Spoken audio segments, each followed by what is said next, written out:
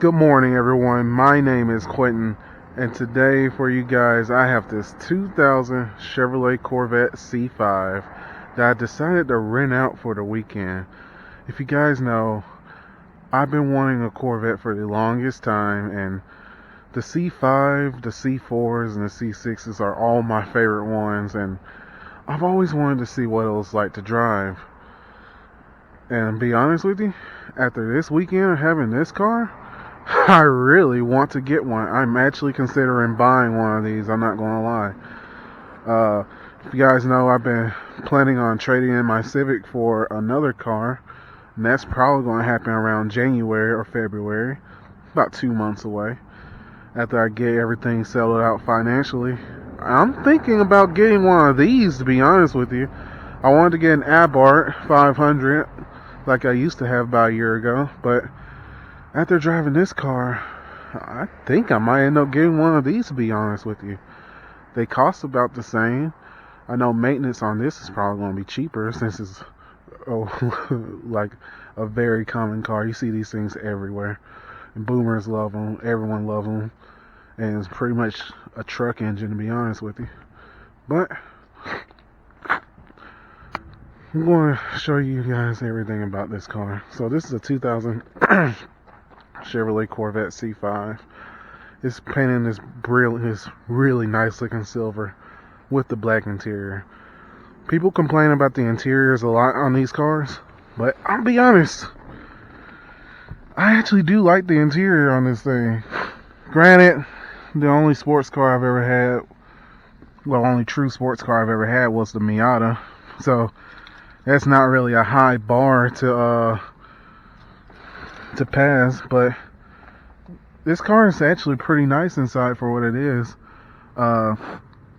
One reason why, because this car actually only has 16,000 miles.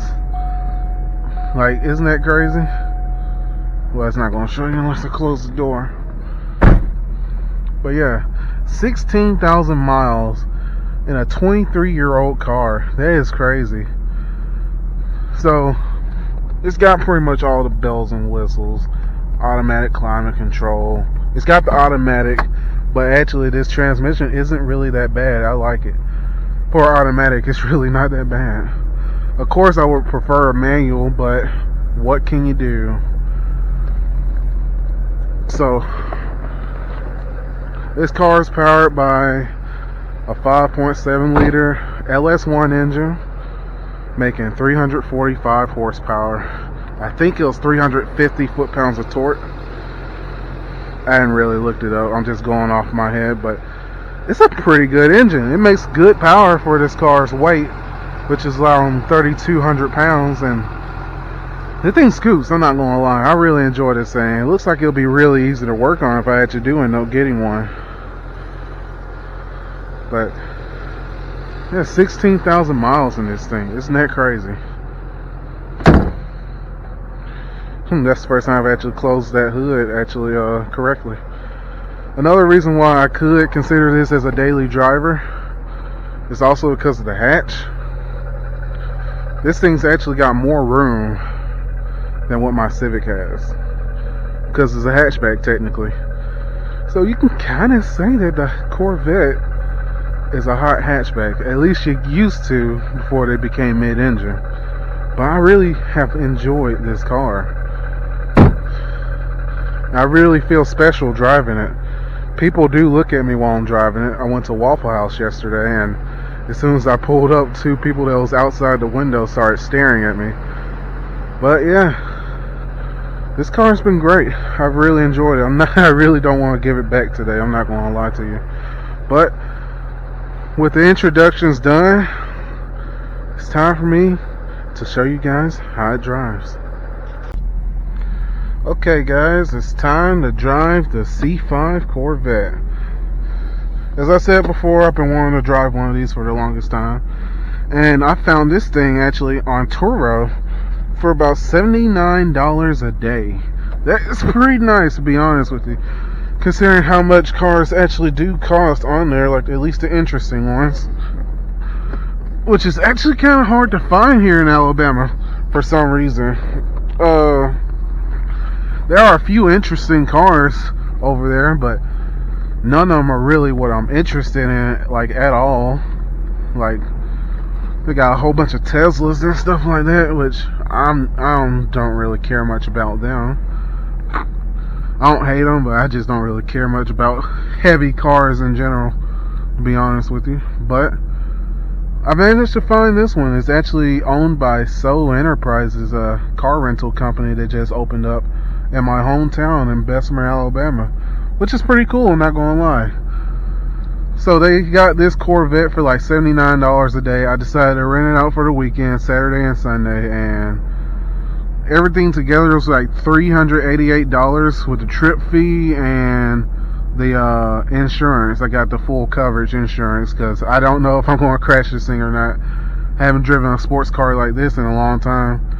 I definitely haven't driven a rear-wheel drive car with this much power in a long time. Last one, pretty much the only ones I'll actually be able to drive are like Mustangs, since I work at the Ford dealer. To be honest, I won't really be able to drive those that much anymore since I'm doing mobile service.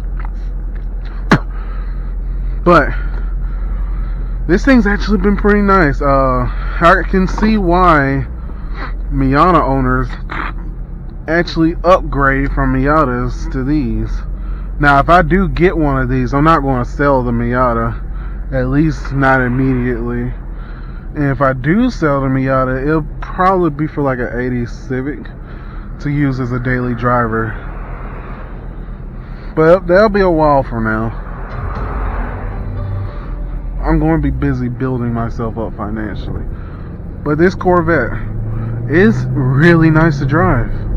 The transmission's smooth, and the engine's got some good torque, to be honest with you. This car is really fun. Now, I drove it pretty much in the worst conditions possible yesterday. It was raining and it was cold at the same time, so this thing wasn't getting any traction. It was actually kind of fun, to be honest with you, because you gas and the back wheels start spinning and the car starts getting squirmy and all that, and you just stop, like just a little smile, not even gonna lie. This car has really been fun to drive, I'm not gonna lie. It's gonna be a hard choice to me between this and the Miata, because when I first got into this car, it was actually kind of intimidating with how large it is compared to the cars that I drive. It's about the same size as a Civic overall, but the front is so large and you can barely see out the back for real. But once I started getting used to it, it starts to feel like it's become a part of me. I drove through all these roads yesterday. I live nearby. I went to the Barber Motorsports Museum because I wanted to take this thing somewhere fun. I'm actually going to be driving this thing a lot today after this video, and a couple of other places I found I enjoyed while I was at work. But yeah, this thing's pretty nice. It handles well. It's got traction control, so I'm not like completely alone here like I would be in the Miata. Since it's a 91, this car is like 10 years newer, almost 10 years newer. So it's actually got some modern safety aids. But this thing's been really nice. It handles well. Once you get used to the length of it, you can really start seeing how good the visibility actually is on these things. For a sports car, relatively. I really like the heads-up display on here. I think that's probably the coolest thing I've ever seen. Only car, well, it's not really a car, only vehicle I've driven with a heads-up display was one of the new Super Duty F-Series trucks, like the F-250 and F-350. For some reason, those have a heads-up display. They're pretty cool. But I think I couldn't have gotten a better experience out of this thing. Well, except for the automatic. But considering that I actually do like the automatic in this thing, it's not really that bad. The engine's got enough power. It's not like it's a low power engine like the Miata. Now, I know I would hate that car with an automatic, because the manual's one of the only things that makes it fun. when you're not in a twisty road. But automatic's not really that bad here. Engine's got pretty much torque everywhere, and you can go pretty good speed just by going like halfway on the throttle, to be honest with you.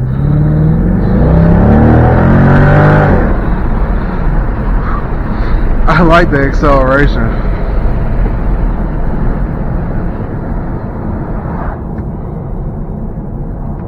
It's good enough for me to really feel excited, but not too much that I can't handle, in all honesty. This thing's really easy to control.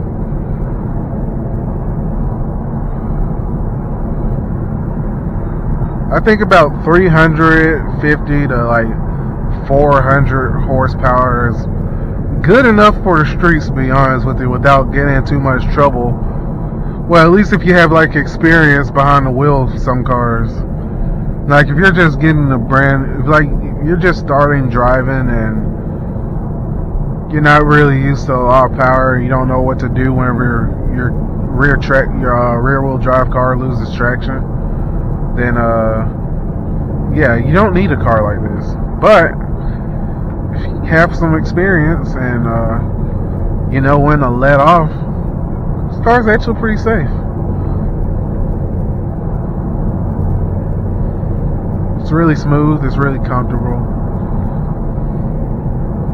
Cruise control works pretty good.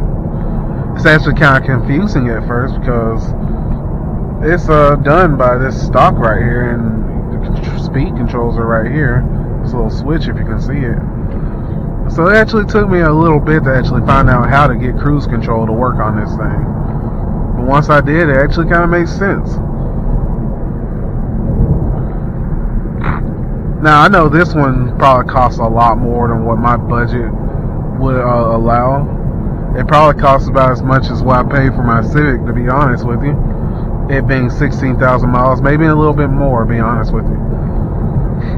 But you can get a C6 Corvette for like, I looked it up on Car Gurus earlier nationwide. The cheapest one was around $14,000 and had like 100,000 miles on it. Be honest with you, I heard that these things are really reliable. I know GM engines can last a long time if you take care of them. The only thing I probably worry about is like electronics. It's still being a 20-year-old car. Electronics will probably start corroding and rubbers will start decaying. So I know that's something I'm going to have to deal with. But if the Miata is as good as it is, it being a 30-year-old car and me literally having no problems out of it, except for like wear items like starters and bearings and stuff like that, I'm probably not going to really worry about it. If I get one of these and it's as reliable as the Miata has been, I'll be honest, that'd be a pretty good driver's, pretty good owner experience. But this car's, other than that, I like the interior. I always thought these things had heated seats, so I was actually a little disappointed to see that it didn't have it. Of course, this thing having 16,000 miles, it has the original radio, and none of the buttons are like faded, really. Like none of them. This is pretty much what this car would have came out like the factory, to be honest with you. So I've got a first-hand experience now of what these cars are like brand new now. I know it had to been really, really special back then. Because now I pretty much just look at this as like an old Corvette, to be honest with you. But it still gets attention. People still look at you different. Granted, all the cars that I've driven lately, from the Miata to the Abarth to the Civic, they all get attention. Especially the Miata, get a lot of attention in that car. Anyway, I bet I get a lot more in this car, to be honest with you. Everyone knows what a Corvette is. A lot of people know what a Miata is. And people know what a Civic is, but they don't think sports car when they think of Civic or sport compact. They just think of a commuter car, but once I put those wheels on there, it was pretty good. I know I'm getting off topic, but this car is really smooth too. It's comfortable. It's comfortable for what it is. You do feel the bumps, but driving the type of cars that I drive anyway, it's not really that bad. I can understand if you're like used to a Camry or used to like a Chrysler 300. I can see how this is probably uncomfortable to you. But if you're just like me, you only drive sporty cars, and this doesn't really feel much different to you. The seats are definitely more comfortable than the Civic or the Miatas. The Civic hugs you really tight on your sides, while this car really doesn't. It kind of feels more like the Miata, and the Miata seats pretty much have no cushioning. At least for now, until I get some new seats. I've been planning on doing that. One of my favorite things about these Corvettes, ever since the C4, is the target top. I really love how you can take the target top off on these things and pretty much just have a convertible whenever you want to. I took the top off of it yesterday, and it's actually not very hard to do.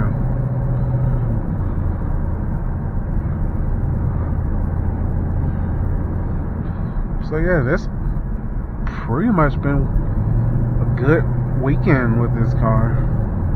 I've enjoyed it. I'm going to miss it whenever I give it back.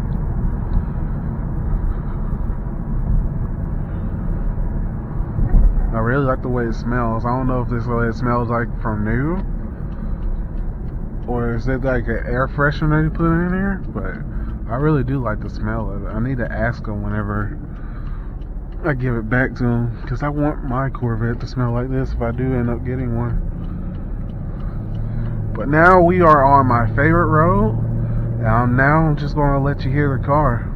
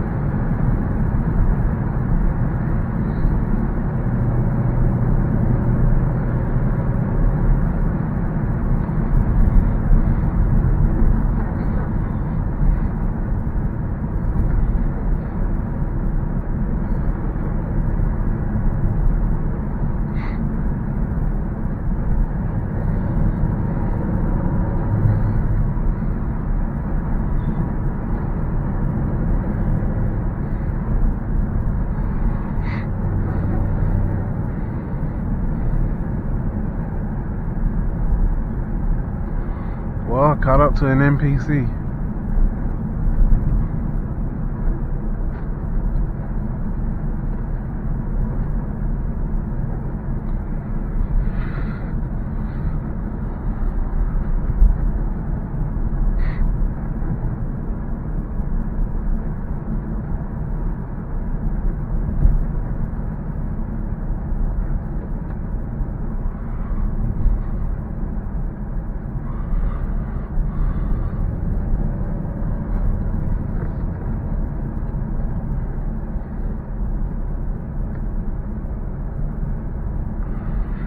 I hate NPCs.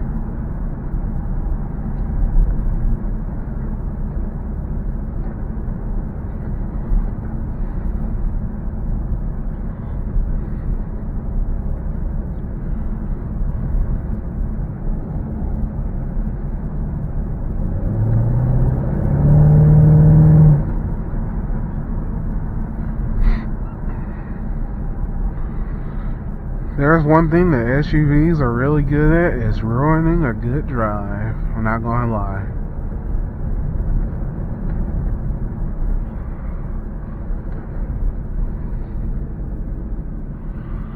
I understand that we should share our roads and stuff like that. Things just make me wonder, like, why do you even take these roads in the first place? They don't lead anywhere, to be honest with you.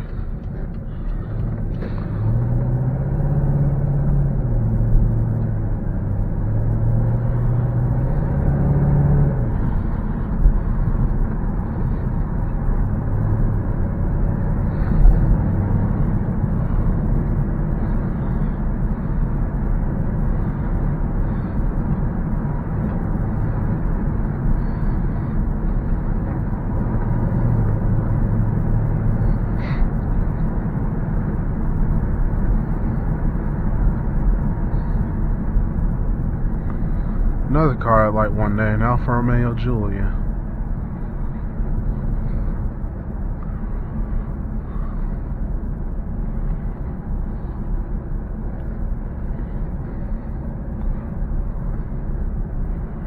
Well, guys, we can't really have any funds on this road, so I'm just going to end it here. If you guys like the content, I'm going to try to actually get some more cars off of Turo, seeing that this was actually a pretty good transaction. They got a couple of cars that I do want to rent out and see how they drive, specifically a Honda Fit. You guys are probably really good to drive. They're really small and lightweight, pretty much the type of cars that I like. So I want to see what those are like to drive, and I'm going to drive them around these roads right here to see how much I enjoy it. But if you guys want to see more content like that, please like, share, and subscribe. Oh, and before I go, I have to thank you guys. We are almost at 100 subscribers. We are almost at 100 subscribers, and I'm gonna be honest, it's kind of crazy. I didn't expect to actually get the channel that big, especially considering that I don't really try, to be honest with you. I mean, you can probably already tell I don't try with my crappy upload schedule, to be honest with you. But to be honest with you, the videos have actually done well. Just about every video I've done over the last few months have gotten more views than I have subscribers, at least like double.